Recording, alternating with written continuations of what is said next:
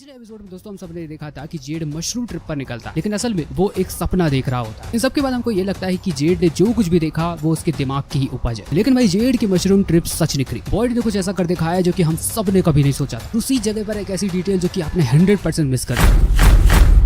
इस एपिसोड की शुरुआत होती है जेड के कॉन्फिडेंस से। पिछले एपिसोड में वो मशरूम ट्रिप पर गया हुआ था और उसे ये 100% कॉन्फिडेंस था कि मुझे पता है कि घर कैसे जाना है, बोन्स को ढूंढना है टनल्स में, और उस टनल में जाने के लिए एक डोर को ढूंढना होगा। टनल में सैक्रिफिशियल चैम्बर है, वहां पर एंक्विच इडल्स की बोन्स है, उन बोन्स को निकालो, शायद इस टाउन का थोड़ा कर्ज कम हो जाए। लेकिन भाई बॉयड को जेड के ऊपर रत्ती भर भी भरोसा नहीं होता। बॉयड पर्सनली भाई ये फील कर चुका है क्योंकि अपनी ही बीवी को उसने अपने हाथों से मारा। उसका ये गिल्ट आज भी कम नहीं हुआ। वो इससे ज्यादा लोगों को खुद की एक गलती की वजह से सैक्रिफाइस करना नहीं चाहता। मुझे भाई इन चीज से एक चीज का बहुत ज्यादा डर है कि कहीं आने वाले समय में बॉयड ही जेड को ना निपटा दे, क्योंकि बॉयड ने एबी को इसी कारण से मारा था, क्योंकि एबी का सोचना था कि मौत ही असली स्वतंत्रता है, और जेड भी भाई अभी यही बोल रहा है। थोड़ा भी दोस्तों अगर आप ध्यान दोगे तो आप ये पाओगे कि दोनों ट्रिगर्स में ज्यादा कोई अंतर नहीं है। उसने एबी को बचाने की बहुत कोशिश की लेकिन फाइनली उसको मार दिया। आने वाले समय में ऐसा भी हो सकता है कि यही साइकिल दोबारा रिपीट हो। लेकिन बॉयड ने कैनी को अपनी फ्रस्ट्रेशन शेयर की, और वो फ्रस्ट्रेशन कहीं ना कहीं ये बता रही थी कि बॉयड जानता है कि जेड कहीं ना कहीं सच हो सकता है। जेड बॉयड को कॉलोनी हाउस के बेसमेंट में लेकर जाता है जहां पर कि उसको एक डोर मिलने वाला था, लेकिन भाई डोर वहां पर नहीं था। जेड के पास उस टाइम तक कोई भी प्रूफ नहीं था, और इस टाइम तक बॉयड का भाई वो डर सच हो जाता है कि यहाँ से निकलने का कोई भी रास्ता नहीं है। और इस बंदे की भी मशरूम ट्रिप सिर्फ और सिर्फ इसके दिमाग में। असलियत में कोई भी डोर नहीं है कॉलोनी हाउस के बेसमेंट में। एक चीज भाई यहाँ पर मैंने नोटिस की, शो ने भाई हमको बड़े ही चतुराई से पहले ये बताया कि वहां पर कोई भी डोर नहीं है, लेकिन जैसे ही भाई एपिसोड एंड होता है तो हमको डोर मिल जाता। इससे भाई एपिसोड की एंडिंग का इंपैक्ट डबल होता है। दूसरी तरफ कैनी ने बॉयड को विक्टर की एक ड्राइंग दिखाई, मैन इन द येलो जो कि मिरिंडा को खा रहा था, और विक्टर जो कि recently man in the yellow के कपड़े लेकर आया था जंगल से। विक्टर ने मैन इन द येलो के बारे में एक नई डिटेल और रिवील की।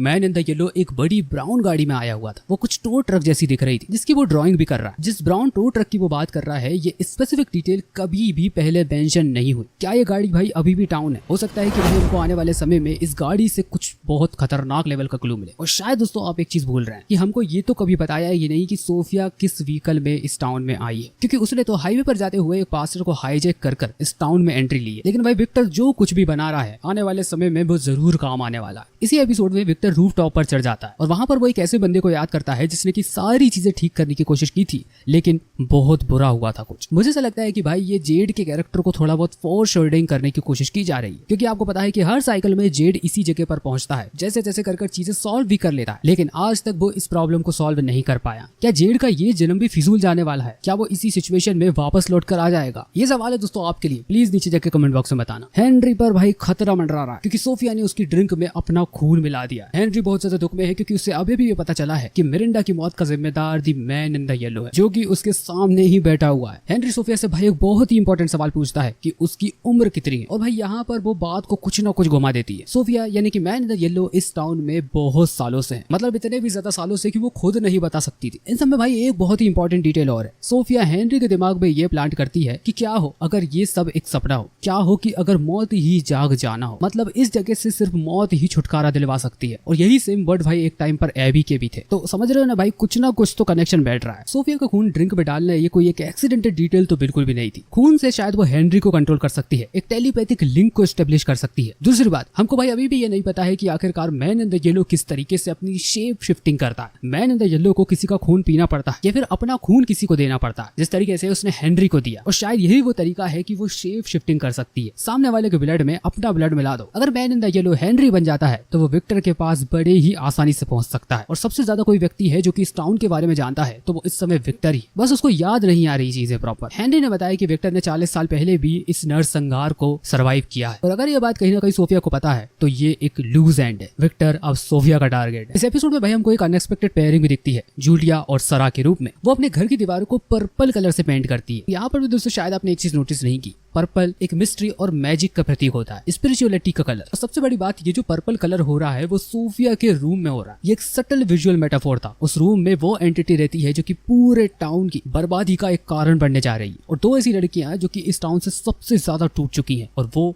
इस रूम को पेंट कर रही है। शो के मेकर्स भाई हमको और कितना इंप्रेस करने वाले हैं। डॉना का ग्रुप सेटलमेंट से वापस आता है रॉजर्स की बॉडी साथ लेकर। रॉजर को स्केयरक्रो ने मार दिया और उसकी बॉडी को डॉल की तरह स्क्रू कर दिया। ये एक बहुत ही डिस्टर्बिंग हिडन डिटेल है। डॉल्स ने रॉजर को सिर्फ मारा नहीं था, उन्होंने उसे अपने जैसा बना दिया। ये एक सिंबल हो सकता है कि ये डॉल अपनी ही तरह आर्मीज बना रहा है। और इसके बाद आती है भाई एक बहुत ही अजीब चीज। विक्टर ने पहले भी ऐसी डॉल अपनी ड्राइंग्स में बनाई हुई है। डॉना को भाई हार्ट अटैक आता है। क्रिस्टीना ने डिक्लेयर कर दिया कि भाई वो मर चुकी है, लेकिन भाई बॉयड ये चीज मानने को ही खाली नहीं था। वो उसको सीपीआर देता रहा बार बार।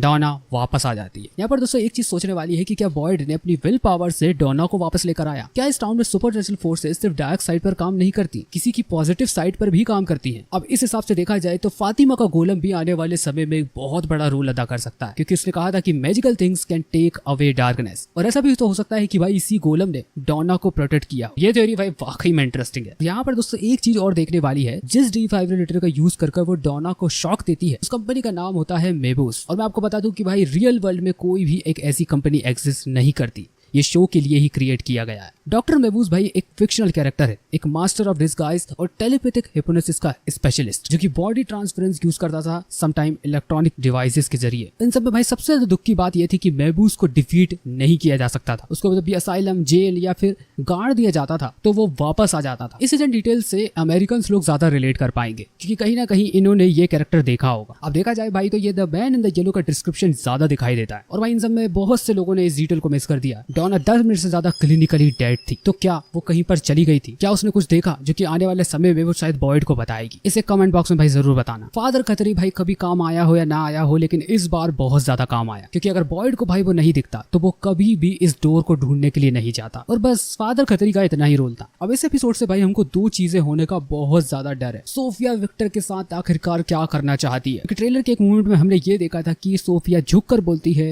It's time to play. शायद आप भूल रहे हो तो मैं आपको बता दूं कि रॉजर की बॉडी ऑलरेडी शेड में पड़ी हुई है, और अगर सोफिया इन डॉल्स को कंट्रोल कर सकती है तो डेफिनेटली भाई हमको रॉजर की बॉडी रात में घूमती हुई जरूर मिलेगी। So that's it for today guys. अपनी थ्योरीज भाई नीचे जाके कमेंट बॉक्स में बताना बिल्कुल भी मत भूलना। चैनल को सब्सक्राइब कीजिए, वीडियो को लाइक कीजिए। मुलाकात होगी दोस्तों आपसे अगले ही एक ऐसे धांसू वीडियो में। तब तक के लिए